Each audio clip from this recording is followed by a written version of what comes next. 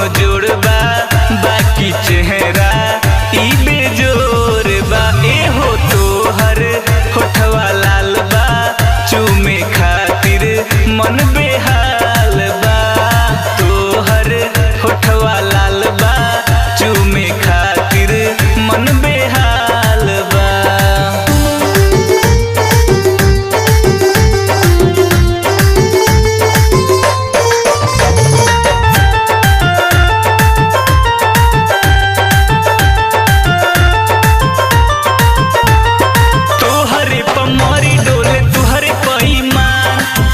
नाले करी तोहरा रूप के बखान, तोहरे पमरी डोले तोहरे पे ईमान। के तनाले करी तोहरा रूप के बखान। संतोष भइले पागल जे बजवलू तू अपन छागल।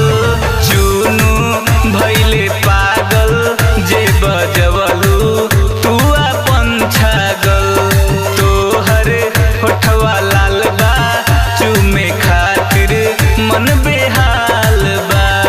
दूर मत हट रानी पास आवहो, लागल बाटे आस हमरो पास आवहो। ए हो तोहर होठवा लाल बा, चूमे खातिर मन बेहाल बा।